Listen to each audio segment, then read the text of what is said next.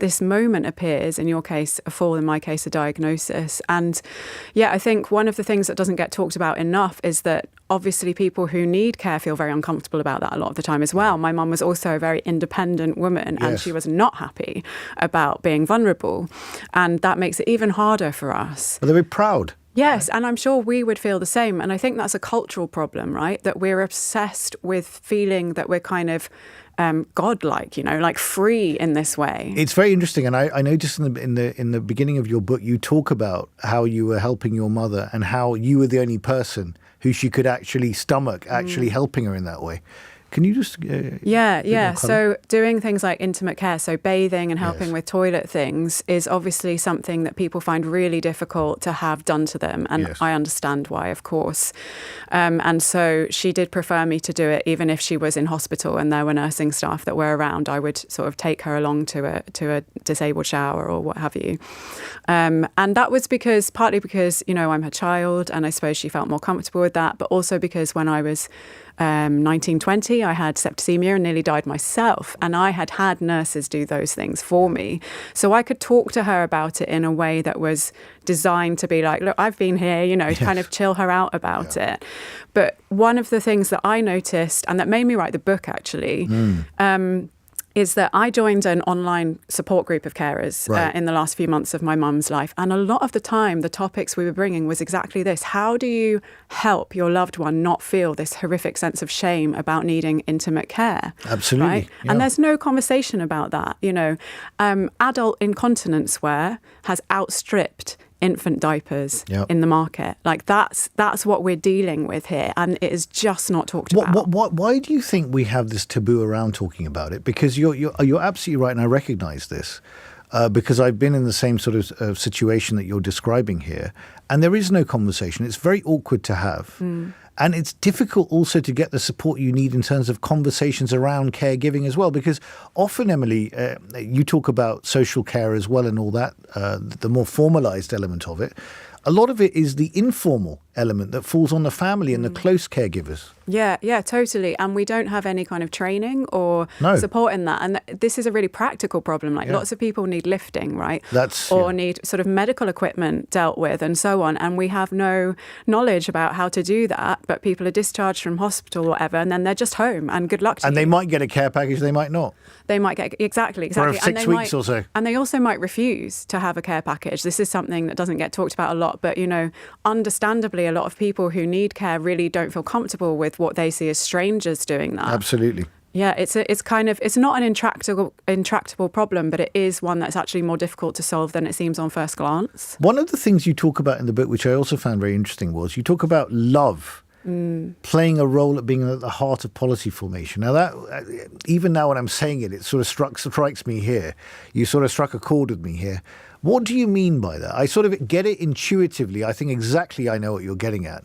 But can you explain a little bit about that? Yeah, so I noticed when I was going through this that when I talk to friends of mine who kind of work in, think tanks and politics and stuff, that they had this idea in their mind that when it came to be their turn, that their parent was extremely sick, they would be able to carry on going to work because someone else would do the care for them. Yes.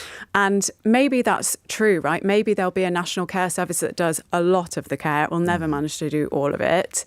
But had they forgotten that they love their parent or their spouse or their child who might be born with impairments, and therefore they will want to be able to care for them. And we have no right to provide care for our loved ones. If your parent gets diagnosed with a terminal illness or your spouse, you do not have the right to take paid leave from work to be with them. That's very interesting that you mention that, because it's totally different from if you're having a child. Right. And it's different across all the measures. So we have something called carer's allowance in the UK, which is a benefit for people who are caring for 35 hours or more a week. Yes. And it's £76.75, which is £100 less than maternity pay, weekly maternity pay. Yes. Why? Well, it's a fair point. And you also talk about that in relation to that caring should be classified as a category of work. Yeah, I think, we do kind of have to look at it through that lens to be able to value it properly. Because some people are also doing this full-time, some people are doing it part-time. Some people are doing it twice full-time. That's right. There's plenty of people doing it 24 hours a day. This is one of the things that I think a lot of the time people don't realise. Like, even if you had support from the council for, shifts in the daytime or even shifts at night, there's 24 hours in a day. And for a lot of people who are unwell, it is a 24-hour job, Does it vary, do you think? I just wanted to put this to you. Have you noticed in your research in the course of writing the book any differences between different types of ethnic groups in the country in terms of how they deal? Are some people more inclined from certain groups to do this within the family more than others? Yeah, there are differences in the research, and it's not entirely clear kind of what the cause of some of those differences are. So, for example, we know that Black and minority ethnic people, carers, are less likely to ask for support from formal services than white carers. Okay. But that might not be a kind of cultural value about family. That might be a distrust of the services, and we don't really know.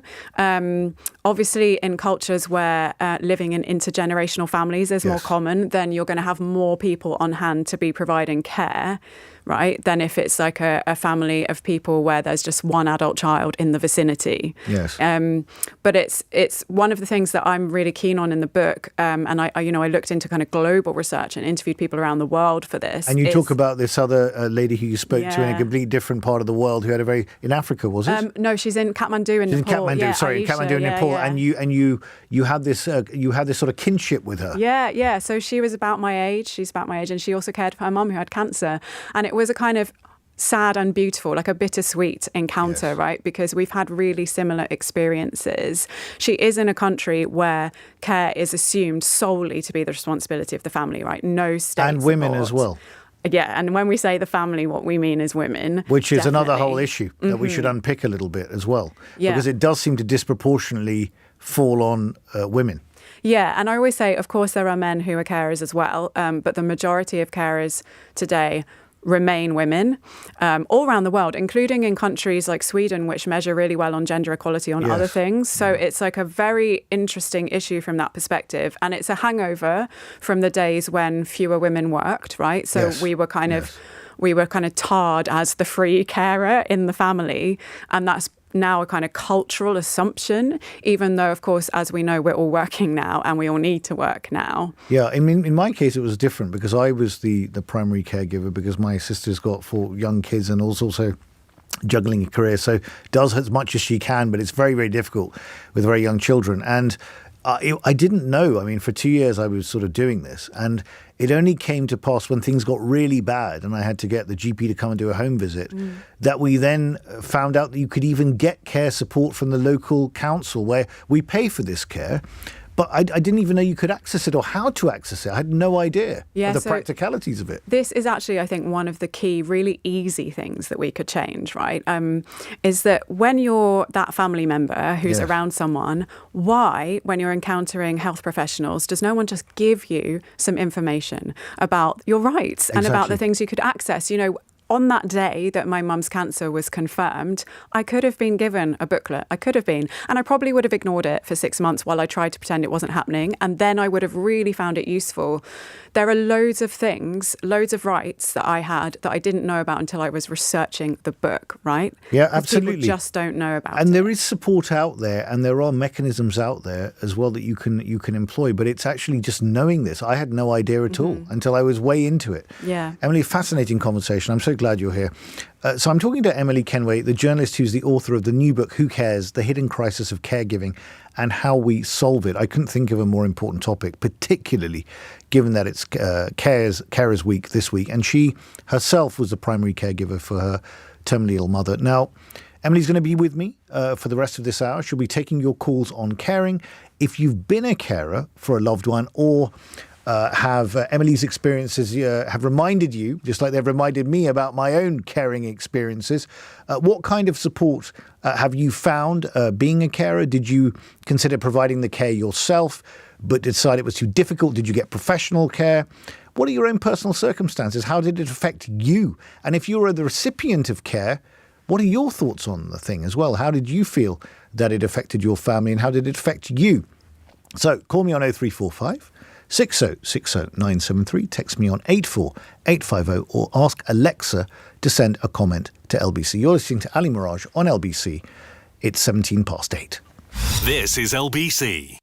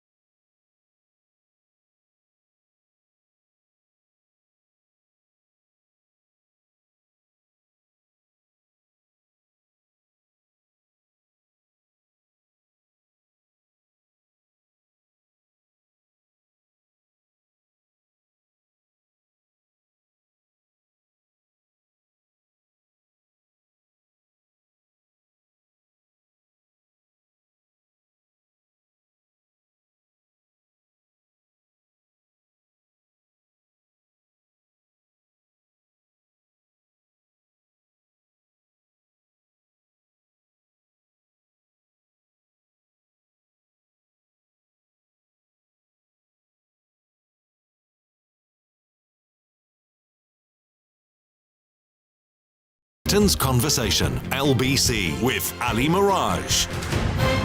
You're listening to Ali Miraj on LBC. It's 19 minutes past 8, and I'm talking to Emily Kenway, the author of a new book, Who Cares? The Hidden Crisis of Caregiving and How We Solve It. I'm engaging in a fascinating discussion with her about her own experiences of caring for her terminally ill mother who had cancer, and my experiences of being a carer as well.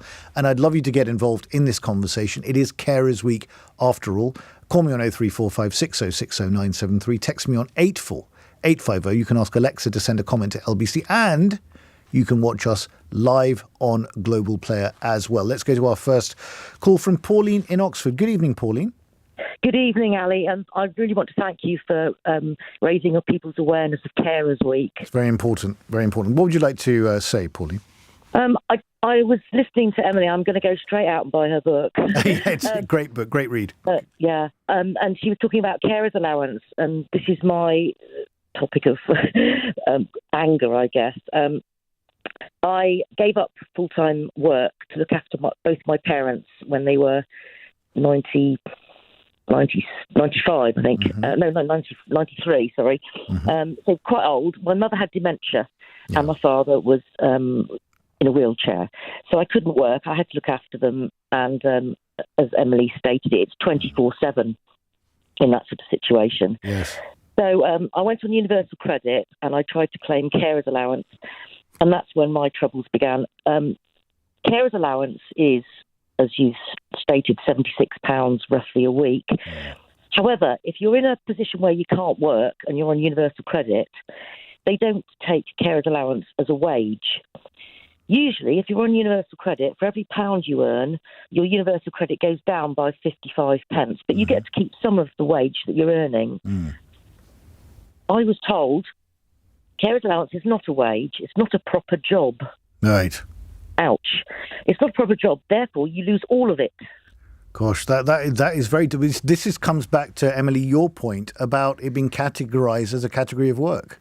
Yeah, and it just being sort of massively under-supported. You know, we live in a world in which we need an income to survive. Absolutely. And yet we're pushing people into poverty. You know, carers are more likely to use food banks than non-carers. You know, it's that serious. Are we just simply undervaluing what Pauline and so many millions of people in this country are doing unofficially every day. We're undervaluing it, and we're also assuming that everyone is living in a household where there's another person earning an income that they can survive off, right? So it's that old school kind of male breadwinner, female carer mindset, which isn't the reality anymore, especially in a cost of living crisis. Pauline, if you could speak to the policymakers who are listening to this conversation that we're having right now, what would you ask the government to do? What would you want?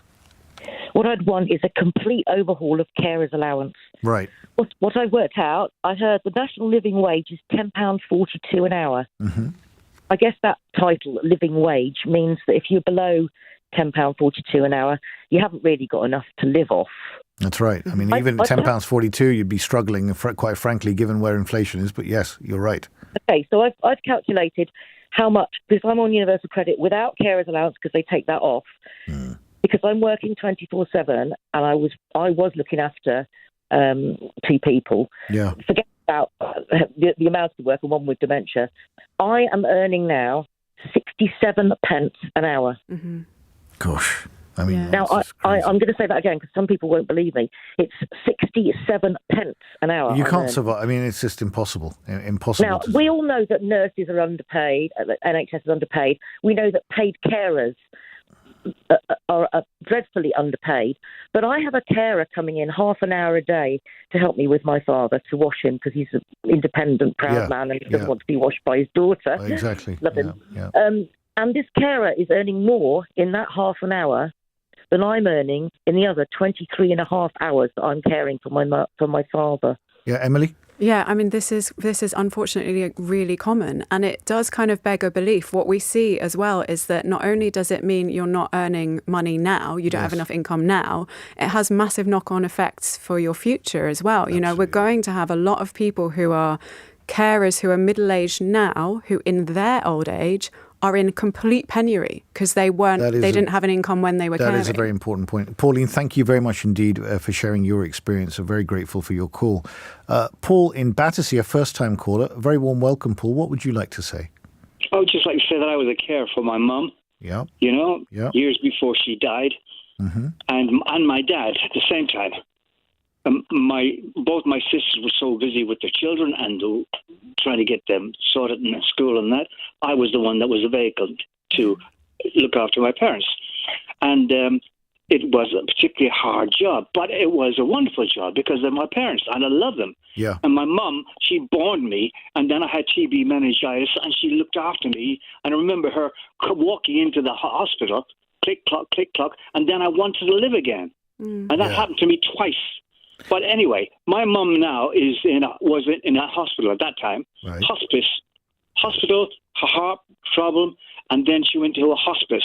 Right. And the people come in, checking her, doctors, etc. This is where you go to die, right? Yes. And she didn't like it one bit, and they were treating her like she was already gone. And she looked at me, and her tears in her eyes. She said, "Now you want to go home? I just want to go home."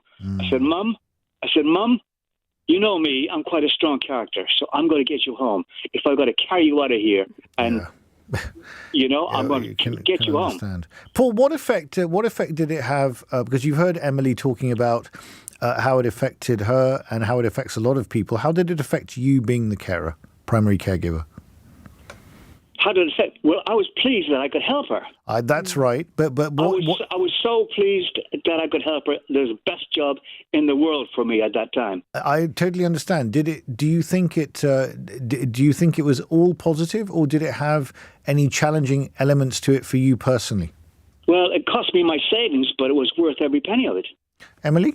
Yeah, it's really interesting. I'm glad Paul brought up the kind of positive aspect, because actually, there's loads of research on this as well, that there are positive aspects of being a carer. And I think that I have experienced them as well. You know, we find that we're better able to kind of manage our lives. We have a better sense of what the meaning of life is, purpose, intention, all of these things that I'm very glad I've learned. And like Paul, I'm sure lots of people, we wouldn't want to not be there caring for our loved one. However, under current circumstances, it is too difficult, and it is, like I say, pushing people into poverty, mental health crises and so on. So how can we arrange things better so that we can unleash those benefits. And also to support the carers themselves. We need to support carers. Paul, thank you very much indeed for your call. Francis in York, good evening. Hi there. Hi, thanks for taking my call. Pleasure. What a topic. Indeed. You could speak for hours on it. Yeah. You could speak for hours on it. And so many things are racing through my mind while I'm listening to you. And I think, first of all, I was a carer for both of my parents. I'm now a carer just for Mum.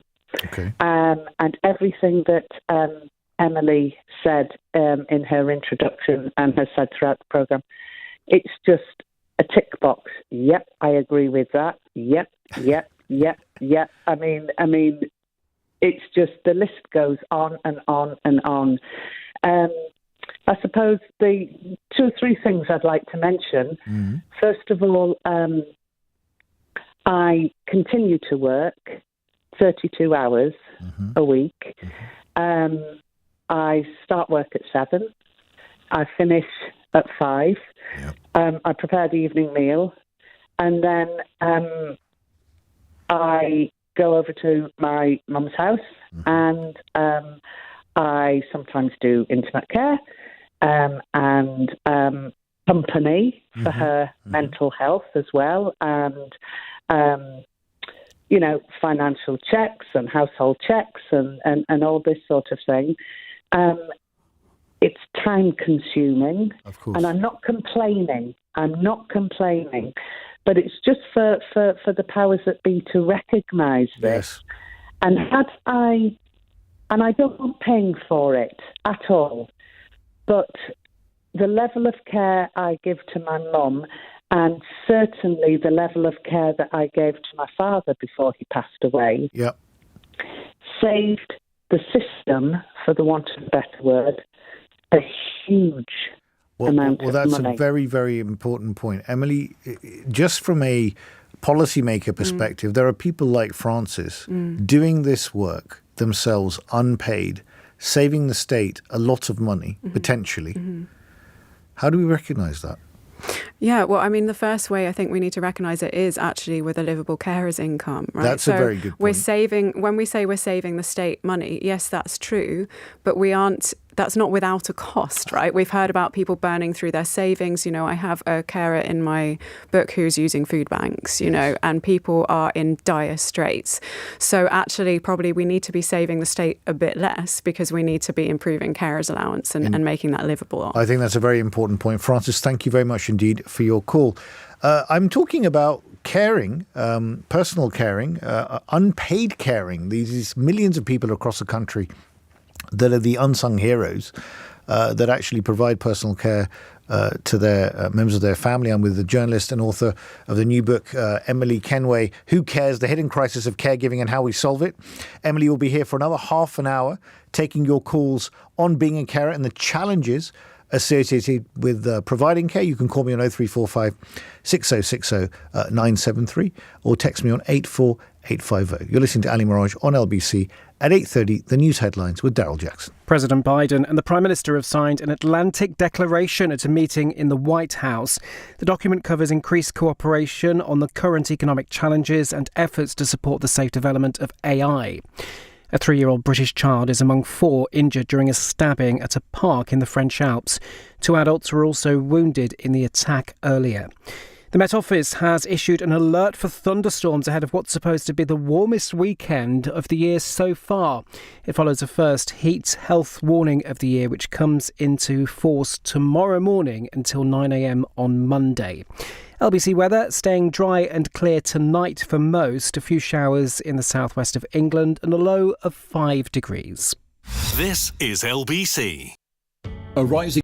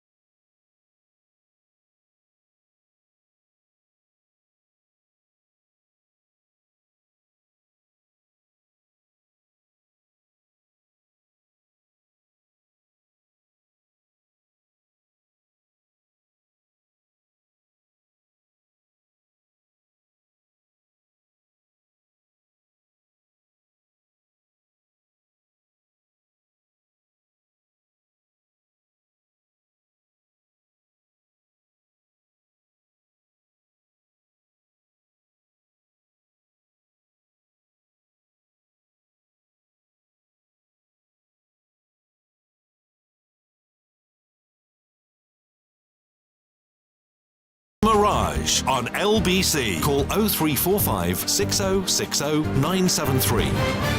You're listening to Ali Miraj on LBC. It's 8:33. I'm talking about caring, particularly unpaid caring, with Emily Kenway, the writer who's here and who's written this book here, Who Cares? The Hidden Crisis of Caregiving and How We Solve It. It's a very, very good read. And we would like to hear from you. Call us on 0345 6060 973. Text on 84850 and give your experiences of caring, being a carer, being a recipient of care. It would be very, very good to get you into this conversation because it is Carers Week after all, so very appropriate that we're having it. Now, Jerry in St Albans, I'll come to your call in just a second, but I just want to read you this text from Nathan in Newport. I cared for my mother for 6 years through ovarian cancer. I had no siblings, partner or children to help. I did it all myself. I received £69 a week. I would have been better claiming unemployment benefit. I loved her dearly and would go through it all again to have her back, but it destroyed my life. It was mentally and physically exhausting, and 4 years later, I'm still impacted by it, and I'm fearful of little pension I now have. That's Nathan from Newport. Just worth reflecting on. Jerry in St Albans, good evening. Oh, hi, how are you? Very well, thank you, Jerry. What would you like to say? Well, basically, I mean, that's what I do kind of for a living. You know, I do it privately with dementia clients. And then, you know, I've just got home, literally, as I spoke to your colleague. And then at 9 o'clock, I'll be doing it all over again with my mum. And I'm exhausted, literally exhausted. So you're caring professionally and you're also caring for your mother as well? Yeah. Wow. Yeah.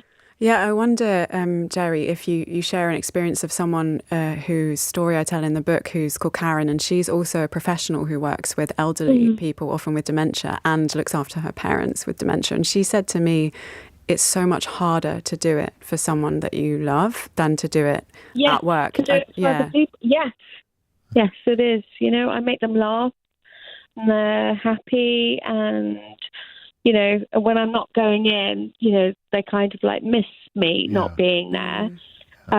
But with my mum, it's a lot harder. Because what makes it harder, Jerry? It's interesting. I think because kind of like, you know, my dad doesn't understand what's really going on as much as I, you know, try and explain to him. And it's, yes, it is. I think maybe it could be just down to, I personally think it's just down to, because I'm so exhausted and all my energy has just gone and I've got to pick it up again. I've got very little left. Well, then I've got to come home and, you know, sort the kids. It's intense. It's intense as well, Jerry, isn't it? Because being a carer, it does involve, as Emily says, a lot of different responsibilities, including lifting and quite a lot of physical effort involved. So it must be exhausting to do that all day and then have to do it again when you come home. Yes, exactly. You know, with doing that, you know, I now have the lower part of my back has no cartilage, so it's bone on bone. Absolutely understand. But I'm still going to go to work because you're just going to, well, you know, I've got a house to maintain and look after, and there's nothing out there for people like me, or, you know, what do I do? Nothing. Well, just got to keep on going, and I just hope that I don't end up in a wheelchair. Is there support for people like Jerry?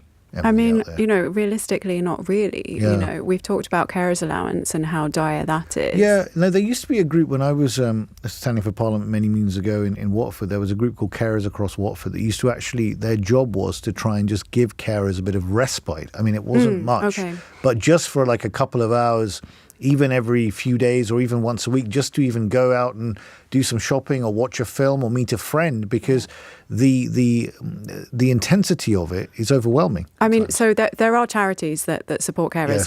There's one called Carers UK, which is UK-wide, and then there are ones in specific areas. I think respite is a really interesting example that gets to the heart of the problem with care, and maybe Jerry's experienced this, where you are, you really need a break. You're absolutely desperate for it. You're kind of wondering how it is that you're still standing up and moving. But for you to have that break, the level of organisation, you'd have to trust this person to come in. Your loved one would have to be okay with them. Dealing with someone with dementia, is a whole other level of that person being disoriented and so on. So it's very, very difficult. It's not so easy to just get. Exactly. Yeah. Jerry, thank you very much indeed for your call. Darren in Gravesend, good evening. Good evening. What would you like to say, Darren? We're really exhausted. We've got two adults we're looking after in our house. They're our children. Right. Well, not children, but one's 35 and she's got cerebral palsy. She's tube-fed and hoisted everywhere. Mm-hmm. And my son is 33, and he's got ADHD, Crohn's, and various other disabilities. Yeah. And it's so tiring, every day. Yeah. Well, Emily, it just makes you think it's not just people looking after parents, but also in this case of Darren and Janine, his wife, looking after their kids. Oh, yeah, of course. And children of all ages with impairments, right? So one of the things that gets overlooked in care today is, thankfully we've improved lifespan, right, of lots of diseases. But that does also mean that people are caring for decades for people with loads and loads of complex needs. Yes. That's not really supported in any reasonable way. Like I would imagine that our caller has had, kind of not been able to earn properly, during this time. Darren, is that the case? Yes, right, yeah, because, I have to look after my son. My wife looks after the daughter, and, it does put a lot of pressure on both of us. 3 years ago, at the age of 53, I had a heart attack. Gosh. Yeah. And, unfortunately, carers have worse physical health overall. So things like heart disease, diabetes, they have higher mortality rates. Because they're not taking care of themselves. Well, they can't. Yeah, they have no time. And then also there are physical impacts of doing the care. Of course. And the stress. The heart attack. I've heard of strokes. I've heard of aneurysms, stress-induced. This is like a serious, arduous situation. It is. Darren, thank you very much indeed, and to your wife Janine for sharing your story. Gillian in Liverpool. Good evening. Hi. What would you like to say, Gillian? Well, I live in Liverpool and I've got a daughter. She's 40 now, and she's type 1 diabetic and Down syndrome. Now, she is a handful in as much as I've got to watch her all the time. Mm-hmm. It's stressful and I get anxious, but I'm fine. Do you know what I mean? I'm absolutely fine. Mm-hmm. But previously, I'm a mature lady now. Previously, I used to work part-time, the minimal hours. I pick up carer's allowance. Mm-hmm. And the day the state gave me my state pension, they took the carer's allowance off me and they said, you can't have both. Yeah, so carer's allowance stops at 67. Really? Even though... I'm not a carer anymore. Yeah, no, exactly. It is completely insane, even though a really substantial proportion of carers obviously are elderly because they're caring for elderly spouses. Yeah. And also we're going to be living longer, so that could be happening a lot longer. Right, it's kind of a mind-blowing policy That is very odd. If anyone from the government's listening in, feel free to dial in 03456060973 and tell us why this surely has to be looked at. I find that's appalling, actually. Well, it's the pension age thing, right? So it's this assumption. And it adds, I wonder if the caller has found this, that it adds to one of the things that also gets overlooked, that care costs money. So as in, when you're caring for someone, there are things you have to buy and pay for, right? Yeah. So if you're dealing with someone, for example, who's had a lot of chemotherapy or who's got dementia and so on, there'll be certain things that they can or will eat and certain things that they won't. You need heating on for people with cancer, dementia and so on, right? And you also... You also need to do things for the quickest and the easiest. Exactly. And that's normally the dearest. Yes, exactly. And you're exhausted, so you're going to choose the options that are easiest, the ready meals and so on. Absolutely. Yeah. Gillian, thank you very much indeed for your call. Richard in Chichester, good evening. Good evening. I'm a former carer. I looked after my dad who had dementia for 7 years at home. Right. And I basically had to drop everything I was doing. I had a job. I had my own business in central London, and my dad lived on the south coast, so I started coming down looking after him. But eventually I had to become his full-time carer because we couldn't find another solution. Mm-hmm. I knew that I didn't want to put him into a care home because I saw what they were like. My aunt had been in one, and she just didn't get the care that she needed. And I knew that my dad, because he had dementia, would be very disorientated, distressed and depressed by that. Yeah. So I had I really couldn't afford to do it, but I couldn't bear to watch my father just be neglected. So nobody else was going to look after him, so it fell on me. But the thing about caring is that you do it, you fall into it. You don't realize how... That's a very good point, yeah. How it's going to take over your life. You also don't realize how it's going to affect you mentally, physically, emotionally, psychologically. It does. It has a knock-on effect. It took me years to recover from being a carer because my dad died in my arms one night when I was brushing his teeth, putting him to bed. And that in itself was a very depressing thing. I grieved for about 4 years, and gradually I came around, got back on my feet, got my business going again. I was recently elected to the district council here in Chichester, but it took me 7 years to put my life back together again. It's a really tough thing to do. I also published a book called Who Cares?, which I've contacted Emily Kenway about. We had lots of contributors, including Susan Hampshire, the actress, and the widow of George Melly. Diana wrote a chapter for us. Lots of people do this. And during the pandemic, Carers UK say that the unpaid carers in the UK saved the NHS £530 million a day because we were looking after these people who couldn't go into hospital, couldn't go into care homes, and we have an enormous economic impact. We make a huge contribution. Yeah, indeed. There's definitely a role in what you're saying for frontline professionals, I think, and I don't want to put more on the NHS, but when we're saying, I didn't realise I was a carer, and I mean, I didn't either as well, for probably 2 or 3 years, right? This is really common. It creeps up on you, right? It creeps up on you, but there is that role for those frontline professionals, the GPs that you're going to see on your own behalf, or that you're, seeing people with the loved one, to be able to say, hey, hang on, do you know that you are basically a carer, or you look like you're going to become one if this progresses in this way? Right. Here's the things you might want to know about, and that's a kind of missing piece at the moment. It definitely does creep up on you, because I remember when I was dealing with my mother, it only crept up when you realise that the person's not able to actually physically do things like basic stuff, and then you actually think it sort of hits you like a thunderbolt. Like, actually, this is not. This is going to be not sustainable in its present form. Yeah, and you kind of hope it's going to change. Yeah, right? There's this bit of your head that's like things are going to go back to normal, and then eventually you're like that normal doesn't exist anymore. Exactly. Richard, thank you very much indeed for your call.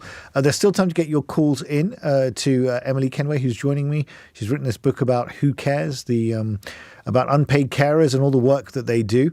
It's a fascinating discussion we're having. She'll be with me until 9. You can call us on 0345 6060 973 or text on 84850. It's Ali Miraj on LBC. It's 8:46.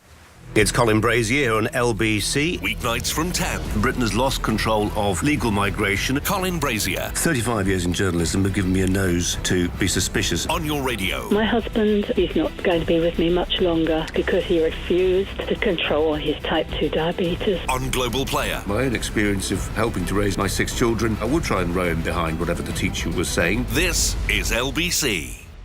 It's time to get back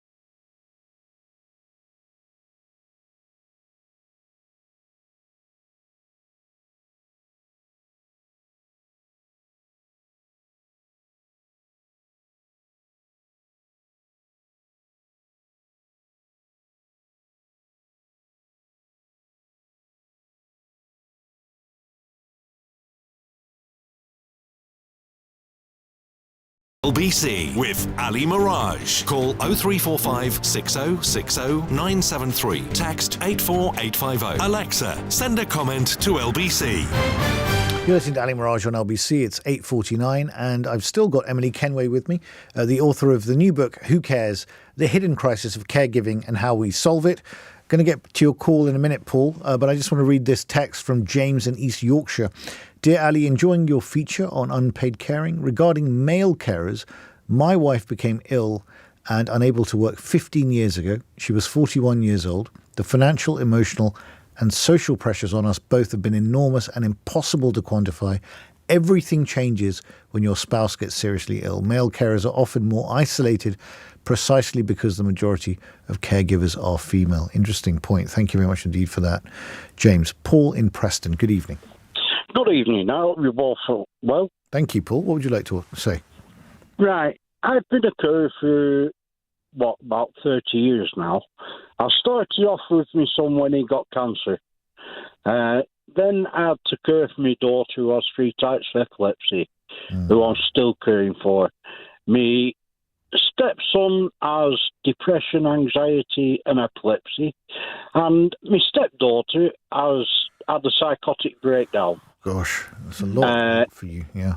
I've had 2 heart attacks. My wife's had an heart attack and 2 aneurysms. But now we're also sort of caring for my mother-in-law as well. That must be a huge toll, Paul. What toll has that taken on you? How have you managed this? I mean, this is like a huge amount of responsibility and also, I guess, emotional impact as well. How has it affected you? It hasn't really affected me. I'm great. the type of person that doesn't let anything get me down. I'd love to learn from you. I think it's interesting when we're hearing about this kind of, this series of illnesses and calamities that have happened. It does make you think we're kind of obsessed with this idea that the norm is to be healthy and unimpaired, right? Yes. And we do need to shift that. Actually, all of us are going to have patches of illness to a greater or lesser degree, yes, and impairment. We're all, we're infants at one point, we're elderly at one point, and there's all these patches in between where we need help.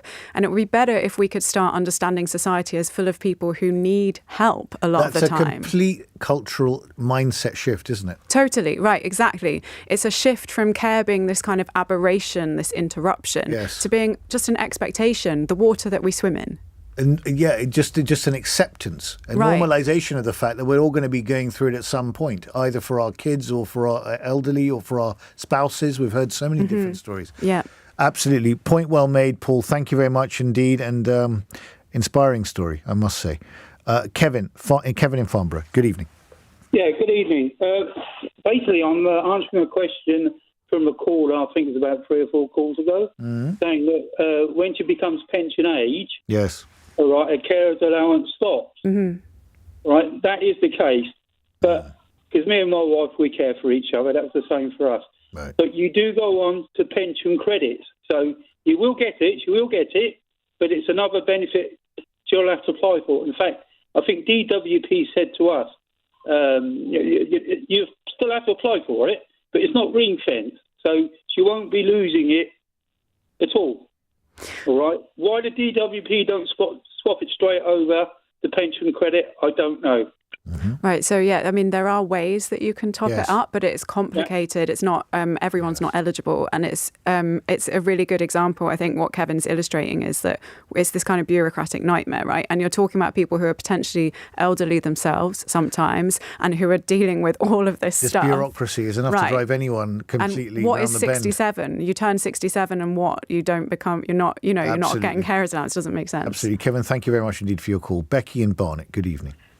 Good evening. I literally was in an Uber on the way here and I nearly broke down in tears hearing about everyone's story. Same here. I'm just about holding it together, quite honestly, and it's being filmed, so I have to. I'm doing my best, but Emily's seen me off camera. It's been a bit dicey on the edge here.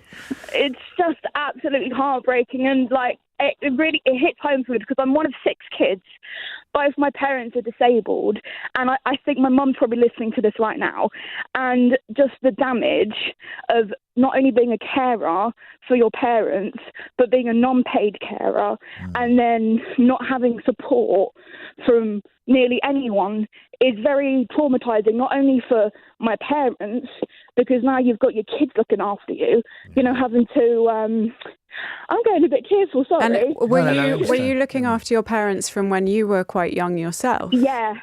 So, from what I can remember, my dad's been disabled since for a very long time, and it is things of helping him get out to the car, helping him, do his washing, helping him wash, helping, with personal stuff, and it's very heartbreaking to see. Yeah, and there are actually, hundreds of thousands of what are called young carers in the UK, which means under 18. Absolutely. Right? So we're talking about a kind of situation which shapes an entire life, right? From 10 years old or whatever. You're absolutely right to raise that, Emily, and I'm glad we have not forgotten that as part of the conversation, because we don't focus on that enough either. That is really shaping a life, Absolutely. Becky, thank you. And I'm glad we all didn't break down. We're all close to it. Thanks a lot for that.